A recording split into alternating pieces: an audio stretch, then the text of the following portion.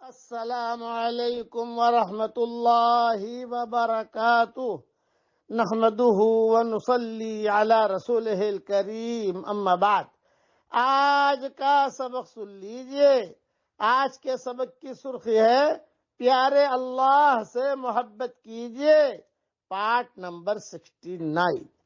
حضرت عبداللہ ابن عمر رضی اللہ تعالیٰ عنہ سے روایت ہے کہ رسول اللہ صلی اللہ علیہ وسلم نے ارشاد فرمایا، زمین پر جو شخص بھی لا الہ الا اللہ واللہ اکبر ولا حول ولا قوت الا باللہ پڑھتا ہے تو اس کے تمام گناہ معاف ہو جاتے ہیں، خواہ وہ سمندر کے جھاگ کے برابر ہوں۔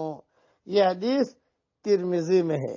چلیے اپنے گناہ معاف کروائیے۔ دیکھیے میں نے پڑھا، اللہ نے میرے گناہ معاف کر دیے، اب آپ بھی کروائیے۔ پڑھیے میرے ساتھ، 3 جملے پڑھائے حضور صلی اللہ علیہ وسلم نے۔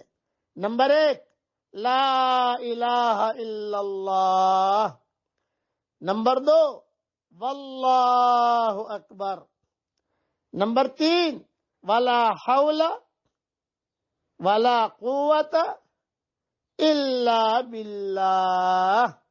ایک مرتبہ اور پڑھ لو، لا الہ الا اللہ واللہ اکبر ولا حول ولا قوت الا باللہ۔ دیکھیے آپ نے پڑھا، آپ کے گناہ سمندر کے جھاگ کے برابر ہوں گے، اللہ نے معاف کر دیا۔ میں نے پڑھا، میرے گناہ بھی معاف ہو گئے۔ یہ حدیث ترمذی میں ہے۔ یہ جملہ تو محفوظ کر کے رکھ لو، اور جب بھی کسی کو تعویذ دینا ہو یہ لکھ کر دے دو، خیر خیر ہے۔